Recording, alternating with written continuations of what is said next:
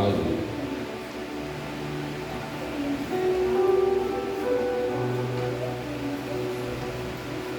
Evangelho de Lucas, capítulo 23. Queremos falar hoje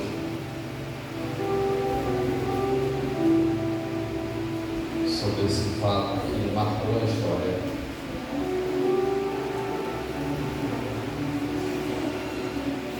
O complemento que o irmão Márcio falou, na verdade, é o evento mais impactante e importante da humanidade.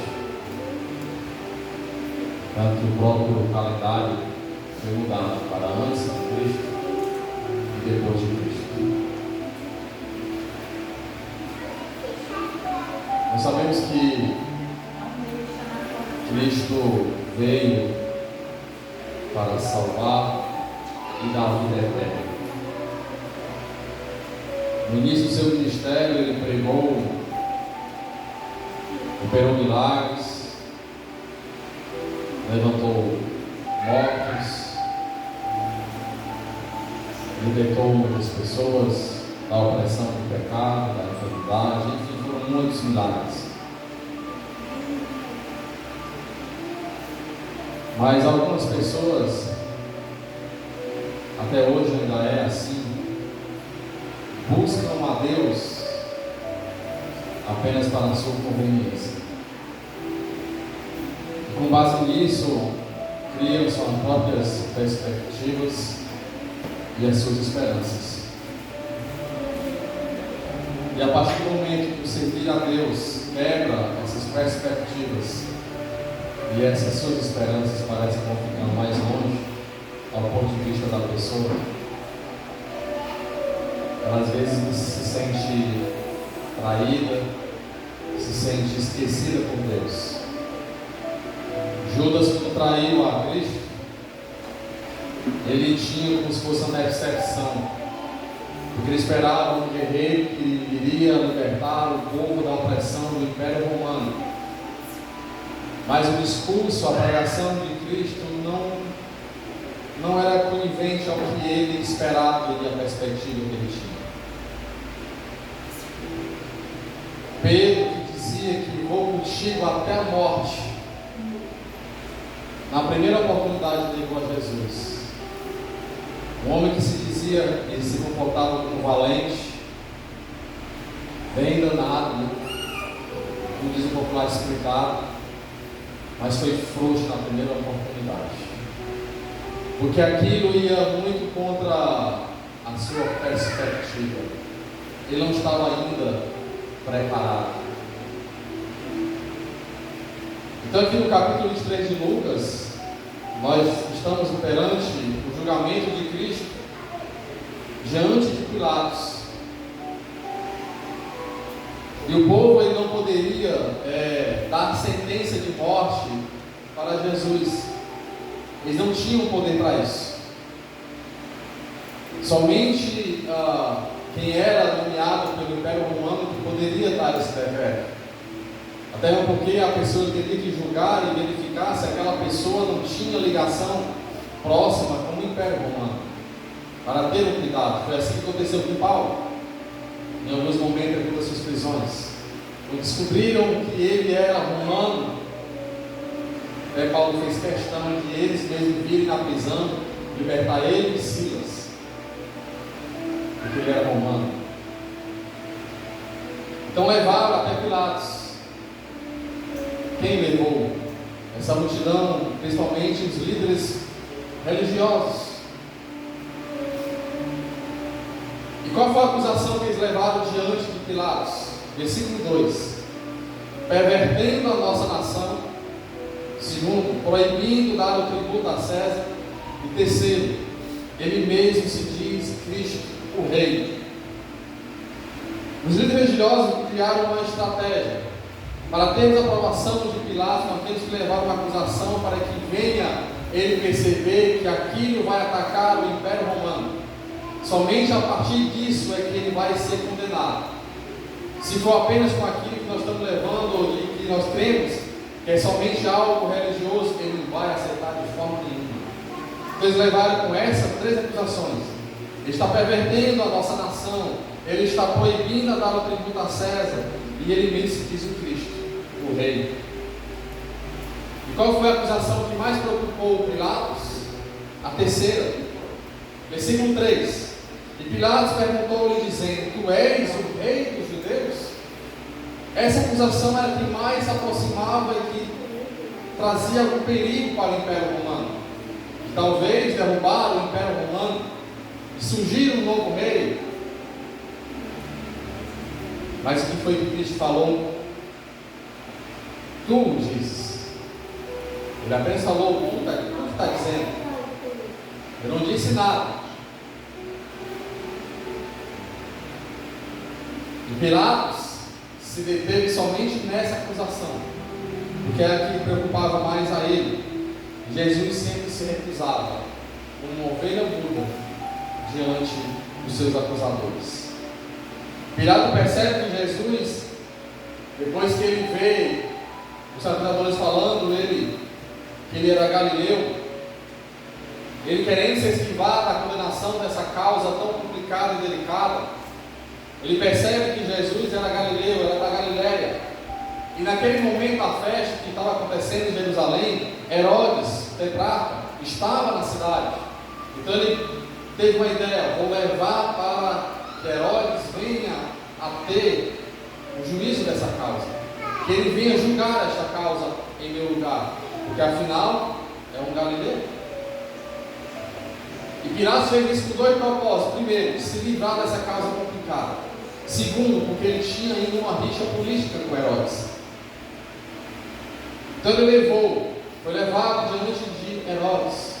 E Herodes, de passagem, que ele a tempos queria ter a alegria de encontrar com Jesus, porque ele soube que Jesus operava muitos milagres, que ele fez muitas coisas boas, e ele queria ter o prazer de conhecer Jesus.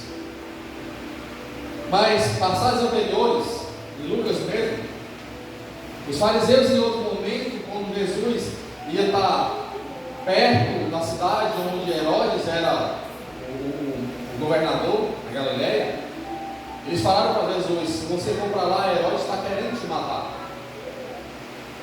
Então Jesus estava pré-avisado em outra situação anterior, e Herodes queria matar Jesus. Mas nesse contexto aqui, Herodes queria se encontrar com Jesus, tinha esse prazer, essa alegria. E nesse encontro, quando Herodes começa a falar com Jesus, começa a fazer várias perguntas para ele, o que Jesus respondeu? Na dica de nada, como diz o popular. Como diz lá em Isaías 53, versículo 7: como ovelha muda perante os seus acusadores, ele permaneceu mudo. Muitas vezes em nossa caminhada, em nossa vida espiritual, vai surgir muitos acusadores injustamente diante de nós, nos acusando, nos querendo nos colocar em situações complicadas. E às vezes a resposta para as acusações é como Jesus fez: é ficarmos calados. Porque no momento certo a justiça de Deus vai prevalecer diante da justiça dos homens.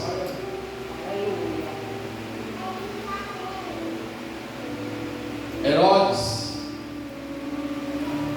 ele tinha essa alegria, mas quando ele viu que as suas perspectivas foram quebradas, quando ele viu que Jesus não deu pouco caso diante dele, na certa, Jesus lembrou, lá em Lucas capítulo 13, versículo 31, quando os fariseus falaram que Herodes queria matar ele: por que eu vou ter um diálogo com alguém que antes queria me matar? Herodes ficou com raiva e agora começou a desprezar a Jesus.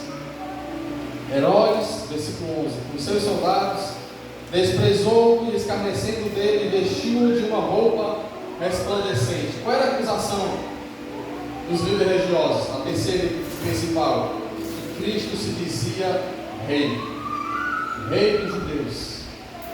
E Herodes, em forma de, parece de ironia, coloca umas vestes de reis resplandecente diante de Jesus.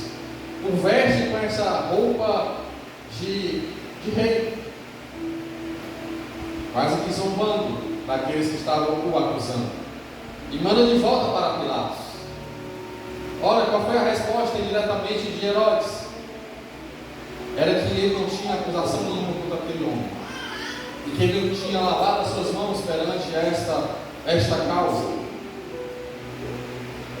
E o segundo julgamento agora de Pilatos diante de Jesus, ia julgar a Jesus novamente. Agora ele estava numa fria, porque se ele tinha já primeiramente no versículo 4, ele fala: não acho culpa alguma neste homem, e mesmo assim ele mandou para Herodes. Ele estava tipo que desfazendo do julgamento que ele fez anteriormente. E Herodes também não acusou a Jesus. Mas agora Pilatos estava numa fria, porque agora o povo estava do lado dos religiosos. O povo se une aos líderes religiosos nesse segundo julgamento. Pilatos declara novamente a inocência, mas sugere apenas que ele venha a ser castigado por açoites, por alguns castigos físicos, e depois ser solto. Mas os líderes religiosos não queriam que ele fosse morto, queriam que ele fosse condenado à morte. E o povo clamou por soltar a Barrabás. E aqui neste momento ocorre o que a psicologia fala de mentalidade turva. Quem sabe o que é isso? Uma barba? Sabe o que é? Mentalidade turva. Aconteceu aqui e Pilatos foi pego por isso. Mentalidade turva é quando uma pessoa começa a falar uma coisa, ninguém dá ouvidos. Mas quando várias pessoas falam a mesma coisa, o restante da multidão vai seguir junto. É a psicologia turva. Você vai na onda, como diz no popular, porque você não quer assumir o compromisso de assumir sozinho o seu discurso pessoal. Porque se você assumir um discurso pessoal diante de uma grande multidão, você acha que vai ser julgado e condenado por aqueles que estão na multidão. Muitas vezes você não quer ser contrário à maioria, você quer seguir o que a maioria está dizendo. E hoje acontece muito isso, que muitos falam algumas coisas atrozes e muitos querem seguir este discurso, porque não quer ser a voz do discurso contrário.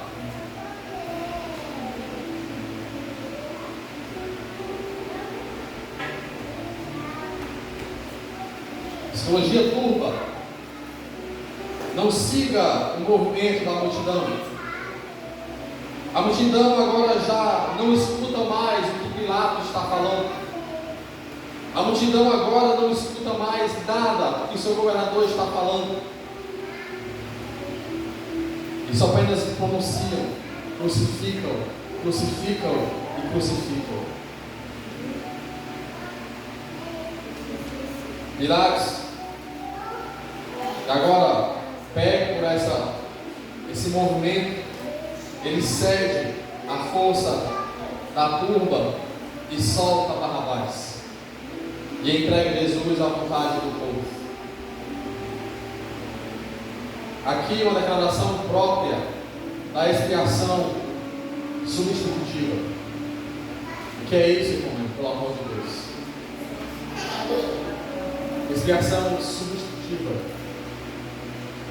Há um que fez algo em seu lugar. Há um que fez o dever em seu lugar. Há um que foi expiado, morto, condenado em seu lugar. Há um que derramou todo o seu sangue em seu lugar, em meu lugar também. Há um que foi castigado, humilhado, condenado injustamente em seu e em meu lugar. Há um que foi levado à cruz do Calvário, ao Gólgota, para ser crucificado na frente como se fosse um evento público, em seu lugar e em meu lugar. Expiação substitutiva. Ele foi expiado Como diz Romanos capítulo 5, ele foi colocado como pecador sem ter pecado, para que nós houvéssemos agora a oportunidade de ter vida eterna. E agora aqui começa a via dolorosa, ou em outras palavras, a via sacra. Eu me lembro que quando eu era pré-adolescente, após ter feito aquele primeiro sacramento, o segundo sacramento da igreja, mas teve várias vias sacras, e eu meditando nessa palavra, eu lembrei os momentos cruciais daquele momento, quando ele começa a via dolorosa. Cristo foi condenado já aqui, porque Pilatos lavou as suas mãos e entregou Jesus na mão do povo, na mão dos religiosos, para que eles viessem fazer tudo conforme eles quisessem. E ele vai levado até ser castigado. Começa aqui no pretório de Pilatos, até o Gólgota, a via dolorosa. Estamos no caminhado ou não estamos? Estamos. A partir do momento que você aceitou a Jesus, você foi juntamente com Ele a caminhar essa via dolorosa que Ele mesmo caminhou. Agora você começa a caminhar e carregar a sua cruz juntamente com Ele, até no caminho que Ele tem prometido a estar contigo. E no final desse caminho, nós temos uma promessa: a ressurreição e da vida eterna. Porque a partir do momento que ele caminha essa via dolorosa, ele mostra para nós que vamos caminhar também uma via dolorosa, que vamos ter dores, vamos ter sofrimento, mas eis que ele está conosco. Ele caminhou justamente conosco nesta caminhada dura, e ele mostra através da sua caminhada, através da sua crucificação, através da sua morte e ressurreição, que é este o caminho que vamos trilhar a partir do momento que aceitamos a Ele como Senhor e Salvador de nossa vida. A via dolorosa começa na fortaleza Antônio, perto da porta dos leões, e vai até o Gólgota, que se chama Caveira, lugar de morte. Jesus está debilitado. Ele começa a carregar a cruz de passagem, que a cruz que foi colocada sobre os seus ombros, de quem era? Para quem que foi feito? E há quem diz que Barrabás era mais alto que Jesus. Então ele era mais pesado e mais forte, certamente. Então a cruz que foi colocada para ele não era apropriada para ele. Ora, ele foi colocado como condenado no lugar de outro. Barrabás aqui representa uma multidão de pessoas como eu e você, que somos transgressores da palavra do Senhor, que somos pecadores, e que muitas vezes viramos as costas para Ele e damos crédito à multidão, damos crédito ao que a multidão está falando. Mas nós fomos pecadores, somos pecadores, e temos a nossa cruz para carregar. Alguns levam uma cruz mais pesada do que a nossa, principalmente aqueles que são coluna firme em sua casa, uma família grande, mas que não quer nada com Deus. Jesus está debilitado devido aos açoites que ele sofreu, devido às chicotadas que muitas vezes na ponta do chicote tinham pedaços de ossos, que quando colocava e atingia a sua carne, o osso entranhava na sua carne, e quando puxava de volta, os pedaços saíam do seu corpo. Isso, o sangue começava a escorrer. E tudo isso pelo meu e pelos teus pecados.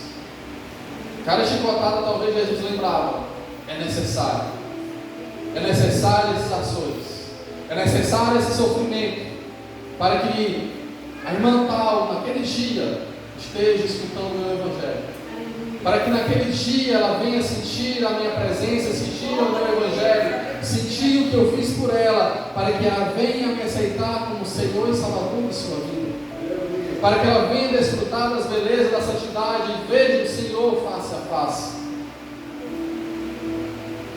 Eu tenho convicção que Cristo, a cada dor que Ele passava, Ele lembrava de cada alma que se fazia necessário para que Ele viesse fazer o sacrifício. Porque senão Ele não aguentaria como um homem. Mas como Deus, Ele lembrava que se fazia necessário esse ministério. Então é tomado esse momento quando Cristo não aguenta carregar aquela cruz que não era para Ele. Ele cai e então é tomado Simão, lá de Cirene, do norte da África, descendente de Cã, como o Márcio falou aqui. Ele saiu da sua cidade de Cirene para ir até Jerusalém para a festa que estava acontecendo naquela cidade, que em certo momento dessa festa ele ia aspergir para que a sua roupa viesse a ser atingida pelaquela aspersão, a expiação, para que ele viesse ser perdoado dos seus pecados. Mas naquele momento, quando ele pega a cruz que Cristo estava carregando, as suas vestes que agora eram brancas, agora estavam manchadas de sangue. E que sangue que foi expiado e aspergido no próprio corpo de Cristo. E aquele sangue do Cordeiro Santo alcançou a Simão de Cirene. Mas houve um outro Simão que disse que até a morte ia seguir a Cristo. Mas onde estava esse Simão? Pedro, neste momento. Não estava nesse momento nem perto de Cristo. Cuidado com as promessas que fazemos diante de Cristo. Se não podemos cumprir, que não façamos. Então Simão de Cirene, diz passagem, esse homem casou-se com uma mulher e teve 2 filhos, Alexandre e Rufo. E estes 2 homens e a sua mãe foram cruciais para a evangelização de Paulo, lá de Roma.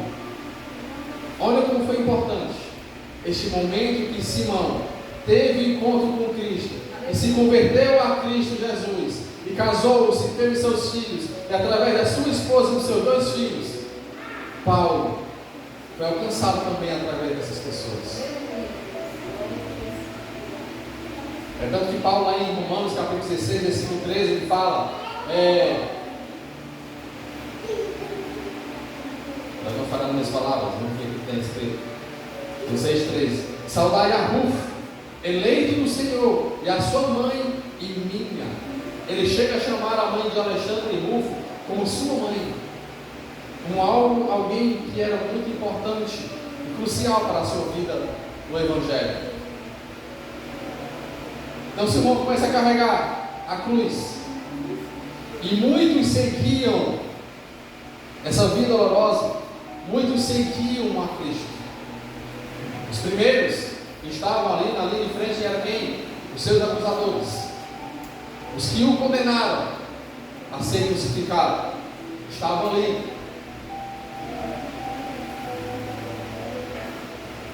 Quem mais estava? Os curiosos. Ora, até hoje mesmo, se você assiste aqueles programas policiais, quando o repórter está ali anunciando, um jovem tal foi morto, está ali um corpo tirado, e muitos curiosos ali fazendo brincadeiras em frente à câmera, quase em cima do corpo, fazendo pouco caso daquela vida que foi ceifada. Curiosos sempre existiram. Mas muitos não têm curiosidade de conhecer o Evangelho, de conhecer a Cristo verdadeiramente. Esses curiosos estavam ali, mas não estavam se importando um pouco caso. Vai ser que alguns sim. Outros estavam, mulheres que choravam. E aqui são, entre aspas, feministas, né? As mulheres têm um papel muito importante no Evangelho, ministério de Jesus. Se você ler o Evangelho de Lucas, ele dá muita ênfase a algumas mulheres. Por exemplo, capítulo 8, versículo 1 até o 3, ele comenta sobre mulheres que davam suas fazendas para sustentar a Jesus e os seus discípulos. Mulheres que seguiam a Jesus na via dolorosa, estavam ali chorando pelo que estava acontecendo. Elas acompanhavam o sepultamento de Jesus. capítulo 23, versículo 25. As mulheres foram as primeiras que apareceram no sepulcro de Cristo. Há quem diz que é para que a notícia fosse espalhada rapidamente, mas apenas uma brincadeira. Quer que a notícia seja espalhada rapidamente, conte para uma mulher.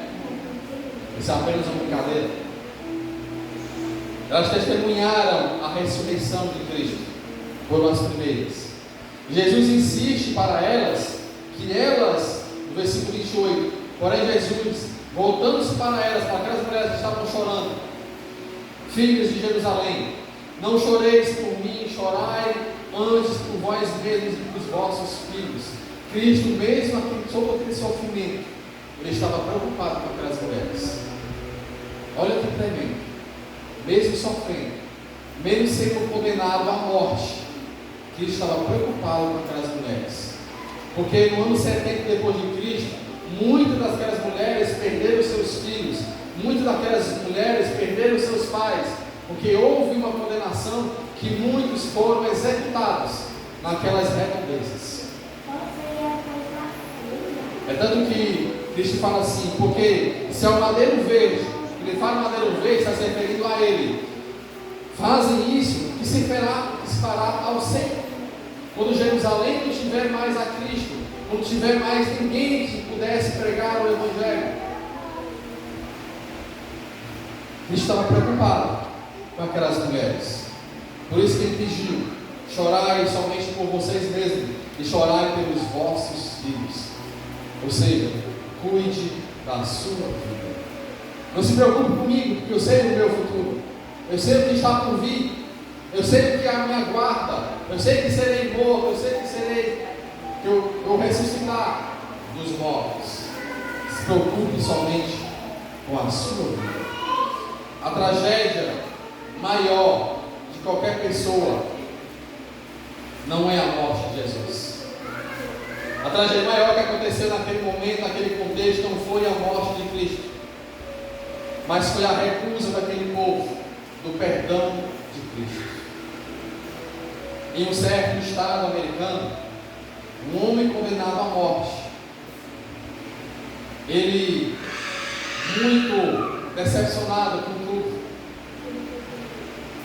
o governador soube da sua história, e aquele governador tinha poder para livrar da cadeia da condenação da morte. Então aquele homem pegou a Bíblia e colocou uma soltura para aquele homem em um papel e colocou dentro da Bíblia. E se vestiu de um homem religioso, porque ele sabia da inocência daquele homem. Então ele foi com o intuito de pregar o Evangelho para aquele homem. E se aquele homem aceitasse Jesus, ele ia dar aquela Bíblia para aquele homem. Mas quando entrar naquelas celas, aquele homem não quis nem conversa com aquele homem. Aquele preso não quis nem conversa com o governador, mas disfarçado de homem religioso. Então o governador saiu, com a Bíblia na mão e o papel dentro da Bíblia.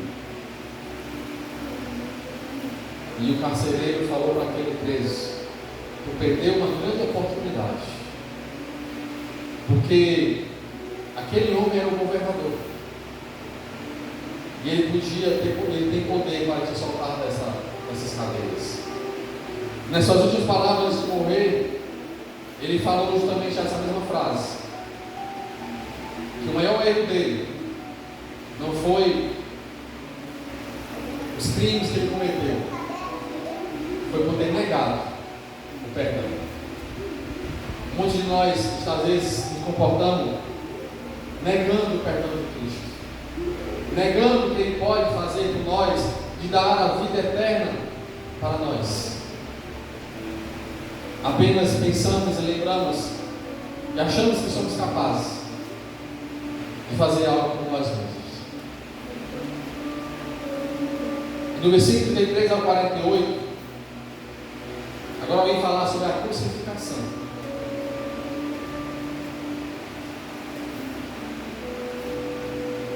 Só um parênteses: hoje, nessa via dolorosa, um dos lugares mais visitados, caravanas, muitas pessoas, muitos curiosos, muitos querem apenas conhecer aquele caminho, não que acreditam. E há quem diz que há lá uma marca, que foi justamente onde foi colocada a mão,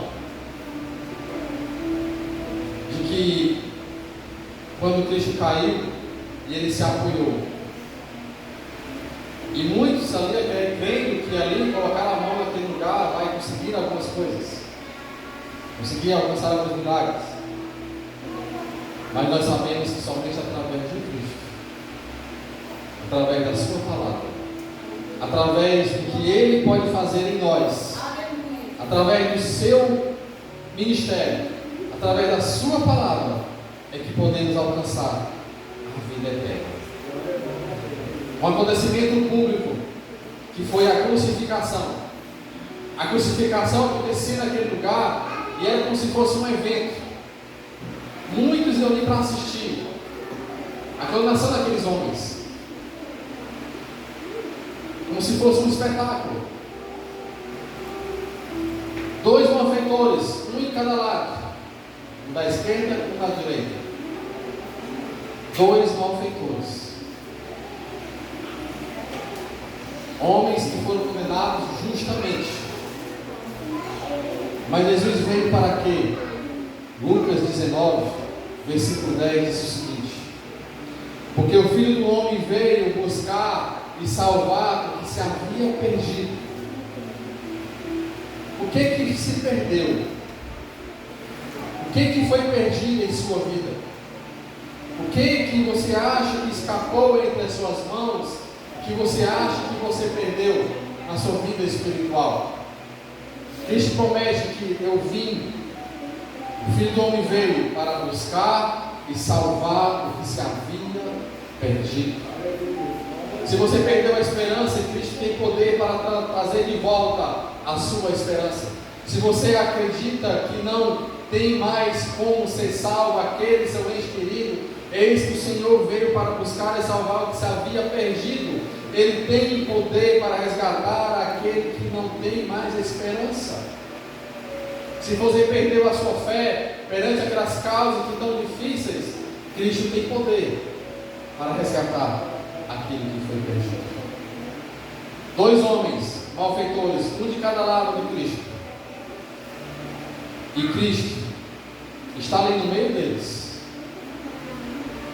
Então ele ora por aqueles que estavam acusando e escarnecendo de Cristo, mesmo aqueles que estavam ali diante de Cristo, que o condenaram.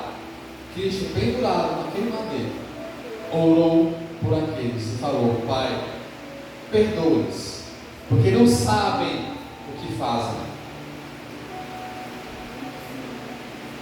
Ele ora para cada um de nós e fala: perdoe-os, porque eles não sabem o que fazem. Cristo olhou para mim e para a tua vida e Ele nos perdoou de tudo aquilo que fizemos no passado. E Ele olha para nós hoje e fala que eu ainda tenho perdão para entregar para cada um de nós. Nós somos pecadores, somos malfeitores, muitas vezes viramos as costas para Ele, muitas vezes desviamos os caminhos dos caminhos do Senhor, mas eis que o Senhor fala: Pai, perdoe-lhes, porque eles não sabem o que fazem. E Ele pendurado naquele madeiro, havia ainda aqueles que o repreendiam. Primeiro eram os líderes religiosos, que eles escarneciam de Cristo. O versículo 35 ele fala: e o povo estava olhando, e também os príncipes zombavam dele, dizendo: aos outros salvou, salve-se a si mesmo, se este é o Cristo, o escolhido de Deus. Os líderes religiosos estavam dizendo, em outras palavras: cadê os milagres que tu fez anteriormente e agora tu pode fazer por si mesmo? Ou seja, estava querendo tirar o crédito dos milagres que ele tinha realizado anteriormente, escarnecendo os seus milagres, escarnecendo o poder que Cristo tinha em suas mãos, em sua palavra. Eles estavam escarnecendo. Segundo eram os soldados, Também os soldados, versículo 36, escarneciam dele, chegando-se a ele e apresentando-lhe vinagre. Eles colocaram vinagre, que era um vinho fraco, um vinho que não tinha valor nenhum. Era o vinho que os soldados tomavam, os pós-romanos tomavam. Ou seja, era uma bebida para aquelas pessoas que tinham pouco valor. Ou seja, ele estava fazendo pouco caso de Cristo. Os soldados, humilhando a Cristo, escarnecendo dele, fazendo pouco caso, desfavorecendo tudo que Cristo já tinha feito anteriormente. E terceiro, era o ladrão do lado esquerdo, que além de escarnecer, também insultava a Cristo, ele dizendo, e um dos malfeitores que estava pendurado blasfemava dele, dizendo: se tu és o Cristo, salve-te a ti mesmo e a nós. Ou seja, tanto escarnecia como insultava a Cristo. Aquele ladrão estava ali do lado de Cristo. Mas o outro, que estava do outro lado, censurou o outro ladrão. Falou assim, respondendo, porém, o outro repreendeu, dizendo: tu nem ainda temes a Deus, estando na mesma condenação? E nós, na verdade, com justiça, porque recebemos o que os nossos feitos mereciam. Ou seja, ele reconheceu que ele tinha acusação, que ele tinha motivo pelo fato de ser condenado, de estar sendo crucificado. A pior forma de ser condenado era a crucificação naquela época. Mas aquele outro homem não fazia pouco caso disso, da situação que ele estava. Tem pessoas que, mesmo na sarjeta, mesmo não tendo nada, ainda escarnece e insulta a Cristo. Que não venhamos jamais escarnecer e insultar a Cristo. Mas mesmo que a nossa situação não esteja das piores, mas que também não venhamos esquecer jamais desse sacrifício que Cristo fez por nós. O outro, este pede para Jesus lembrar-se. Ele vai assim: Cristo, lembra-te de mim quando entrares no teu reino. Esse lembrar aqui não é só aquele de, tipo, quando você está aqui em casa e você lembra de um amigo. Ah, lembrei de um amigo meu. Não é só assim. É lembrar e considerar e ter um grande apreço. Esse homem estava pedindo: Cristo, reconsidere tudo que eu fiz. Reconsidere a minha vida promíscua que eu tive. Reconsidere a vida indigna que eu tomei. Lembre-se de mim quando entrares no teu reino. Quando ele fala no teu reino, ele reconhece que Cristo era o rei. O rei, o Salvador, o Senhor de sua vida. Ele se entrega naquele momento para Cristo. E Cristo vê no seu coração a sua sinceridade. Eu pergunto, aquele homem tinha algo para oferecer a Cristo em suas mãos? Materialmente falando? Nada. Ele estava com as mãos pregadas na cruz também. Aquele homem tinha algo para oferecer para Jesus? Nada. Ele chega de mãos vazias e não teve nada a oferecer, a não ser o seu coração arrependido. É somente isso que Cristo quer de mim e de você: um coração verdadeiramente arrependido, um coração que reconhece que Ele é Senhor e Salvador de nossa vida, e que isso não basta, mas que também as nossas atitudes, o nosso coração está voltado completamente para Ele. Porque esse homem não tinha como descer daquela cruz e fazer tudo diferente do que tinha feito em sua vida. Ele não tinha essa oportunidade, mas ele entregou nas mãos de Cristo o seu coração verdadeiramente arrependido. Ele se dá conta da graça livre de Cristo, que é suficiente para a nossa salvação. Ele reconhece que essa graça é o suficiente para a minha e para a sua salvação. Somente a Cristo, somente a Ele, toda a honra e toda a glória e todo o louvor. Cristo promete para este malfeitor muito mais do que ele pediu. O que Cristo fala? Em verdade te digo, versículo 43, que hoje estarás comigo no paraíso. Ele oferece vida eterna. E é isso que ele tem a oferecer para mim e para você. Se alguém vier com outra promessa diferente dessa, recuse, porque Cristo prometeu somente a vida eterna. É somente isso que Ele vem a oferecer para mim e para você. Venha a mim, todos estáis cansados e oprimidos, que eu vos aliviarei. E eu vim para dar vida e vida eterna, e vida em abundância. É somente isso que Ele nos ofereceu. E a partir do versículo 44 até o versículo 48, é o momento, é o ápice do Evangelho. O que é que diz? E era já quase a hora sexta, ou seja, meio-dia, e houve trevas em toda a terra. Se a Bíblia fala que foi em toda a terra, os céus escureceram, porque até os céus reconheceram que aquele que estava naquele madeiro pendurado era o Cristo, o Senhor e Salvador de nossas vidas. Era o ressurreto, que veio para salvar e dar vida eterna. A natureza, os céus e a terra adoram ao Senhor.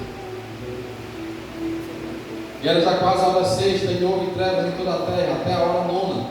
Escurecendo-se o sol, rasgou-se ao meio o véu. Dois sinais cruciais. Primeiro, que o céu escureceu. Houve trevas em toda a terra. E segundo, o véu se rasgou, informando para cada um de nós e para todos aqueles que estavam naquele momento, que não precisa mais da religiosidade, não precisa mais você seguir um script, somente a Cristo, somente através dele é que nós temos acesso a Deus. Aquele que quiser vir após mim, negue-se e tome a minha cruz, tome sua cruz e siga-me. Somente através de Cristo que iremos ao Pai, iremos a Deus, iremos a ter a vida eterna. Não precisa mais ter a intervenção de homem nenhum, somente através de Cristo. E no sinal da sua morte, revelou a quem Ele era. No versículo 47, e o centurião, vendo o que tinha acontecido, deu glória a Deus, dizendo: na verdade, este homem era justo. Aquele centurião ele reconhece. E toda a multidão que se juntara a ver aquele espetáculo, vendo o que havia acontecido, voltava batendo nos peitos. O que isso quer dizer? Estavam angustiados, estavam arrependidos, porque reconheceram que aquele homem verdadeiramente era justo. Amém? Fiquemos de pé, meu Deus.